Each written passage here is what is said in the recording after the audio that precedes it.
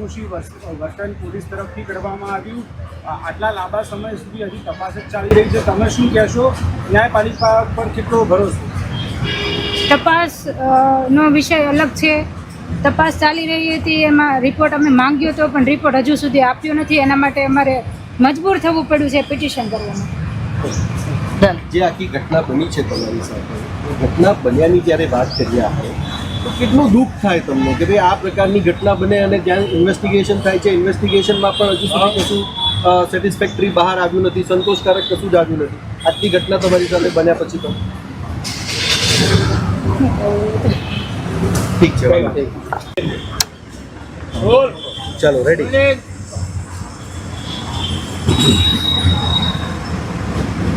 આપ જાણો છો કે 27 ડિસેમ્બરથી 1 જાન્યુઆરીની વચ્ચે અમરેલીમાં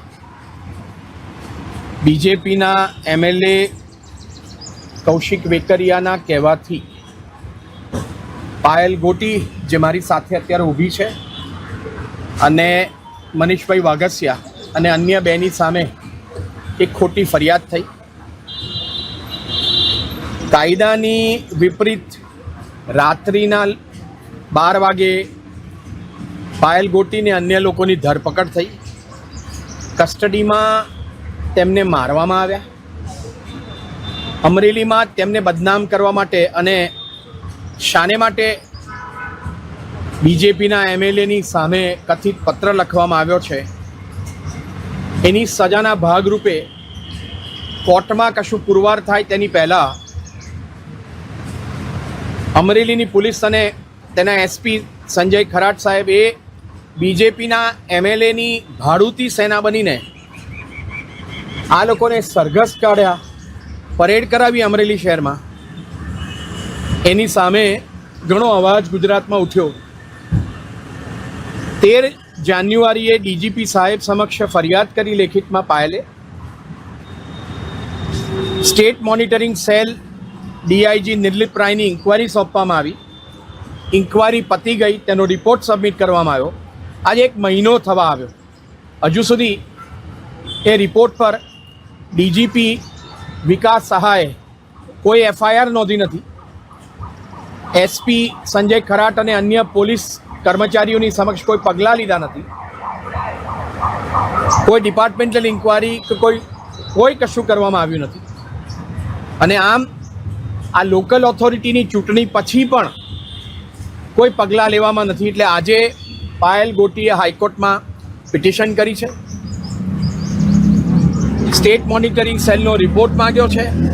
FIR તત્કાલ ધોરણે રજીસ્ટર થાય અને SP સંજય ખરાટ અને અન્ય પોલીસ કર્મીઓની સામે સખતમાં સખત ડિપાર્ટમેન્ટલ એક્શન થાય અને FIR ફાટ્યા પછી તે લોકોની ધરપકડ થાય અને એમની સામે કાયદાસર સર્વે પગલાં લેવામાં આવે તેની માંગ કરતી પિટિશન કરવામાં આવી છે.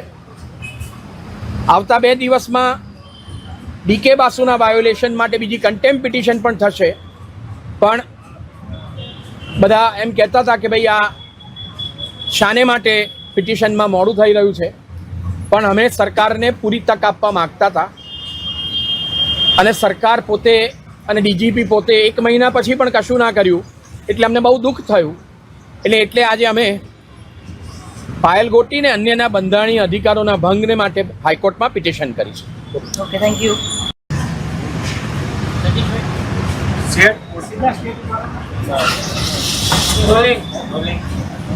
ગુજરાત હાઈકોર્ટ સુધી આવવું પડ્યું, ન્યાયના દ્વાર ખખડાવવા પડ્યા છે. શું આશા છે ન્યાયપાલિકા પાસે, અને ખાસ કરીને શું ફરિયાદના આધાર ઉપર તમે અત્યારે કોર્ટમાં આવ્યા છો?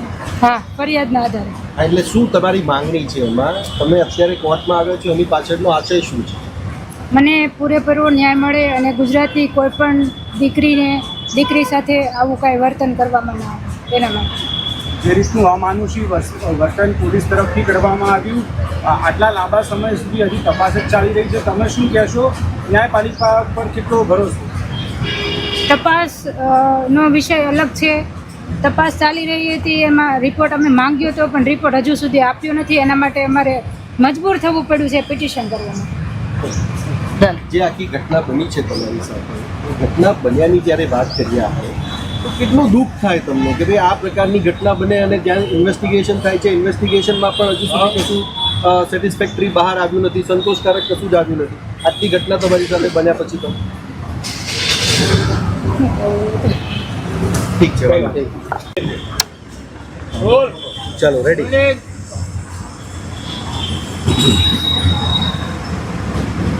આપ જાણો છો કે 27 ડિસેમ્બરથી 1 જાન્યુઆરીની વચ્ચે અમરેલીમાં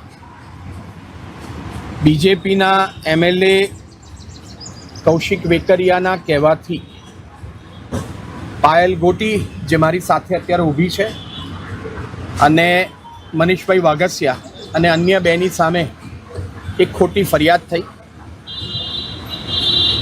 કાયદાની વિપરીત રાત્રિના 12 વાગે પાયલ ગોટીને અન્ય લોકોની ધરપકડ થઈ.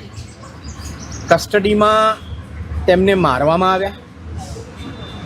અમરેલીમાં તેમને બદનામ કરવા માટે અને શાને માટે બીજેપીના MLAની સામે કથિત પત્ર લખવામાં આવ્યો છે, એની સજાના ભાગરૂપે કોર્ટમાં કશું પુરવાર થાય તેની પહેલાં અમરેલીની પોલીસ અને તેના SP સંજય ખરાટ સાહેબ એ બીજેપીના MLAની ભાડુતી સેના બનીને આ લોકોને સરઘસ કાઢ્યા, પરેડ કરાવી અમરેલી શહેરમાં. એની સામે ઘણો અવાજ ગુજરાતમાં ઉઠ્યો. 13 જાન્યુઆરીએ DGP સાહેબ સમક્ષ ફરિયાદ કરી લેખિતમાં પાયલે. State monitoring cell DIG Nirlipt રાયની ઇન્કવાયરી સોંપવામાં આવી. ઇન્કવાયરી પતી ગઈ, તેનો રિપોર્ટ સબમિટ કરવામાં આવ્યો. આજે 1 મહિનો થવા આવ્યો. હજુ સુધી એ રિપોર્ટ પર DGP વિકાસ સહાયે કોઈ FIR નોંધી નથી. SP સંજય ખરાટ અને અન્ય પોલીસ કર્મચારીઓની સમક્ષ કોઈ પગલાં લીધા નથી. કોઈ ડિપાર્ટમેન્ટલ ઇન્કવાયરી કે કોઈ કશું કરવામાં આવ્યું નથી. અને આમ આ લોકલ ઓથોરિટીની ચૂંટણી પછી પણ કોઈ પગલાં લેવામાં નથી. એટલે આજે પાયલ ગોટીએ હાઈકોર્ટમાં પિટિશન કરી છે. સ્ટેટ મોનિટરિંગ સેલનો રિપોર્ટ માંગ્યો છે. FIR તત્કાલ ધોરણે રજીસ્ટર થાય અને SP સંજય ખરાટ અને અન્ય પોલીસ કર્મીઓની સામે સખતમાં સખત ડિપાર્ટમેન્ટલ એક્શન થાય અને FIR ફાટ્યા પછી તે લોકોની ધરપકડ થાય અને એમની સામે કાયદાસર સર્વે પગલાં લેવામાં આવે તેની માંગ કરતી પિટિશન કરવામાં આવી છે. આવતા 2 દિવસમાં DK બાસુના વાયોલેશન માટે બીજી કન્ટેમ્પ પિટિશન પણ થશે. પણ બધા એમ કહેતા હતા કે ભાઈ આ શાને માટે પિટિશનમાં મોડું થઈ રહ્યું છે, પણ અમે સરકારને પૂરી તક આપવા માગતા હતા.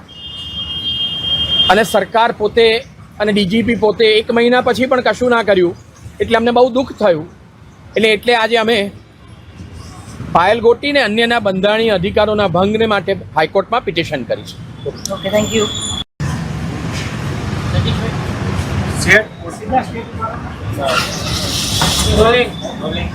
પાયલબેન, ગુજરાત હાઈકોર્ટ સુધી આવવું પડ્યું, ન્યાયના દ્વાર ખખડાવવા પડ્યા છે. શું આશા છે ન્યાયપાલિકા પાસે, અને ખાસ કરીને શું ફરિયાદના આધાર ઉપર તમે અત્યારે કોર્ટમાં આવ્યા છો?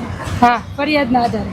એટલે શું તમારી માંગણી છે એમાં? તમે અત્યારે કોર્ટમાં આવ્યા છો, એની પાછળનો આશય શું છે?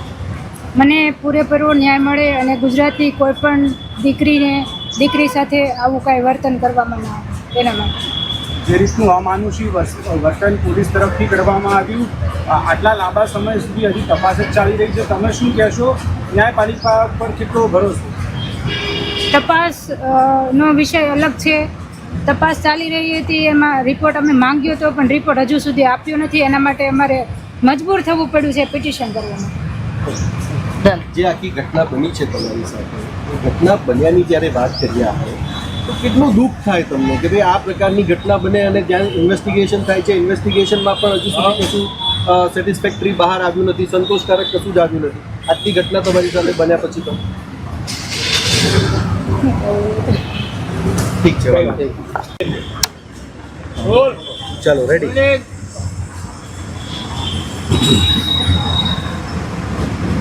આપ જાણો છો કે 27 ડિસેમ્બર